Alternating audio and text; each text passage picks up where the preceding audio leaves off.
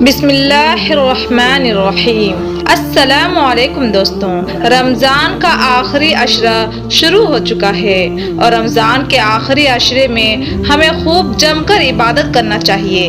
آج میں آپ لوگوں کو بتانے جا رہی ہوں کہ رسول اللہ صلی اللہ علیہ وسلم رمضان کے آخری عشرے میں 5 کام بہت اہتمام سے کیا کرتے تھے۔ میرے عزیز بھائیوں اور میری بہنوں، رمضان کا مہینہ یہ تمام مہینوں کا سردار ہے اور رمضان کا مہینہ یہ بڑی فضیلتوں اور برکتوں والا مہینہ ہے، لیکن رمضان کے مہینے میں بھی رمضان کا آخری عشرہ اس کی فضیلت اور زیادہ بڑھی ہوئی ہے۔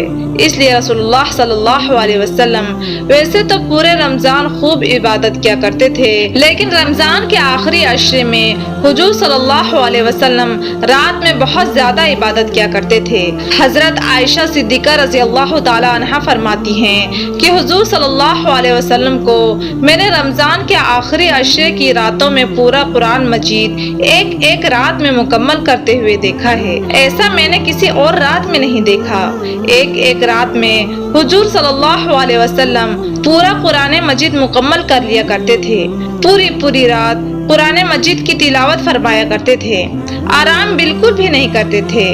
پوری رات حضور صلی اللہ علیہ وسلم بستر پر تشریف نہیں لاتے تھے کہ تھوڑا سا بھی آرام کر لیں۔ پوری رات عبادت چل رہی ہے، کسی دن پوری رات نماز پڑھی جا رہی ہے، کسی دن پوری رات اللہ کی یاد میں گزارا جا رہا ہے، قرآن مجید کی خوب تلاوت کی جا رہی ہے۔ تو پوری رات عبادت کرنے کا معمول حضور صلی اللہ علیہ وسلم کا رمضان کے آخری عشرے میں تھا۔ ہمیں اور آپ کو بھی چاہیے کہ رمضان کے آخری عشرے میں بستروں کو چھوڑ دیں، لگ جائیں اللہ کی عبادت میں۔ یہ جو وقت گزر رہا ہے نا، یہ پھر دوبارہ واپس نہیں آئے گا۔ قبر میں جانے کے بعد ہم تمنا کریں گے کہ کاش ہمیں رمضان مل جائے، دوبارہ اللہ تعالی ہمیں دنیا میں بھیج دے، لیکن صرف وہ کاش ہی رہ جائے گا، وہ کبھی سچ نہیں ہو پائے گا، کیونکہ دنیا سے جانے کے بعد پھر دوبارہ واپس دنیا میں آنے کا کوئی چانس نہیں ہے۔ ابھی موقع ہے، تھکا لو اپنے آپ کو۔ رمضان کا مہینہ ہے ہی اپنے آپ کو تھکانے کے لیے۔ اپنے آپ کو اللہ کی عبادت میں ہم تھکا دیں۔ نیند آ رہی ہے، آنکھوں میں نیند ہو، ہم اللہ کی یاد میں مصلی پر بیٹھے ہو، قرآن کی تلاوت کر رہے ہوں۔ اللہ یہی چاہتا ہے اور اللہ کو یہی پسند ہے، اللہ کی محبت میں تو پوری رات عبادت کرنا۔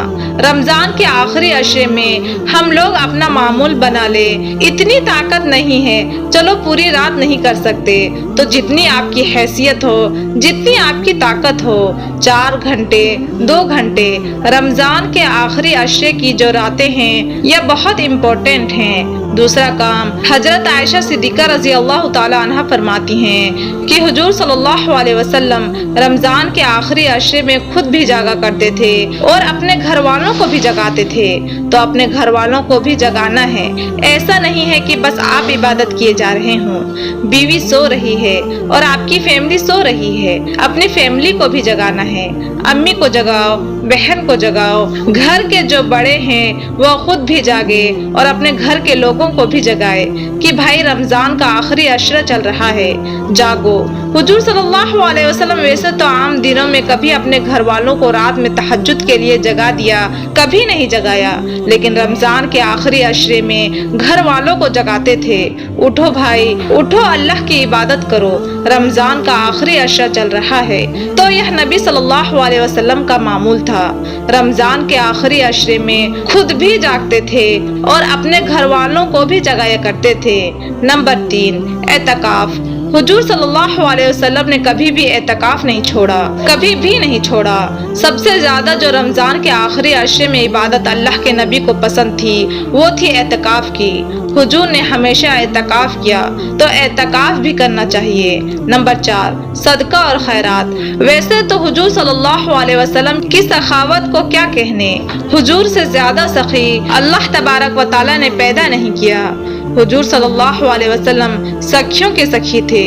حضور صلی اللہ علیہ وسلم کے پاس جو ہوتا تھا دے دیا کرتے تھے، لیکن رمضان کے مہینے میں اور رمضان کے آخری عشرے میں حضور صلی اللہ علیہ وسلم کی یہ سخاوت جو ہے نا بہت ہائی لیول پر پہنچ جاتی تھی۔ اس لیے ہمیں بھی چاہیے کہ رمضان کے آخری عشرے میں ہم خوب صدقہ خیرات کریں۔ حضور صلی اللہ علیہ وسلم صدقہ خیرات خوب فرمایا کرتے تھے۔ پانچواں جو عمل ہے وہ دعاؤں کا اہتمام۔ رمضان کے آخری عشرے میں دعاؤں کا خوب اہتمام کریں، دعائیں خوب اللہ سے مانگیں۔ دعاؤں میں بالکل بھی کنجوسی نہیں ہونا چاہیے۔ حضرت عائشہ صدیقہ رضی اللہ تعالیٰ عنہ نے پوچھا کہ یا رسول اللہ صلی اللہ علیہ وسلم، اگر مجھے لیلۃ القدر کے بارے میں پتہ چل جائے تو میں اللہ سے کیا دعا مانگوں؟ حضور صلی اللہ علیہ وسلم نے ارشاد فرمایا، تم یہ دعا مانگو، اللہم انک عفو تحب العفو فاعف عنی۔ اللہ تم معاف کرنے والا ہے، معافی کو پسند فرماتا ہے، اللہ تم مجھے معاف فرما دے۔ یہ دعا ہم مانگیں، اللہ سے معافی مانگیں، جنت مانگیں، جہنم سے پناہ مانگیں۔ تو دعاؤں کا حضور صلی اللہ علیہ وسلم خوب اہتمام رمضان کے آخری عشرے میں فرماتے تھے۔ داڑھی مبارک آنسوؤں سے حضور کی تر ہو جاتی تھی، اتنا حضور صلی اللہ علیہ وسلم روتے تھے، ہچکیاں بندھ جاتی تھی، اتنا اللہ کے سامنے حضور روتے تھے۔ میرے عزیز بھائیوں اور بہنوں، کیا ہم کبھی روئے ہیں؟ ہماری آنکھ سے تو اللہ کے سامنے آنسو ہی نہیں نکلتے، دل سخت ہو گئے ہیں۔ اس لیے اللہ کے سامنے رونا شروع کیجیے۔ اللہ کو اپنے سامنے بندے کا رونا بہت پسند ہے۔ یہ 5 عمل ہے جو رمضان کے آخری عشرے میں ہمیں خاص طور پر کرنا چاہیے۔ اللہ ہم سب کو رمضان کے آخری عشرے میں خوب عبادت کرنے کی توفیق عطا فرمائے اور ہمیں اپنے گناہوں کی توبہ کرنے کی توفیق عطا فرمائے، آمین۔ امید کرتی ہوں کہ آپ کو یہ ویڈیو اچھی لگی ہوگی۔ ویڈیو اچھی لگی ہو تو ویڈیو کو لائک کریں، شیئر کریں اور چینل کو لازمی سبسکرائب کر دیں۔ اللہ حافظ۔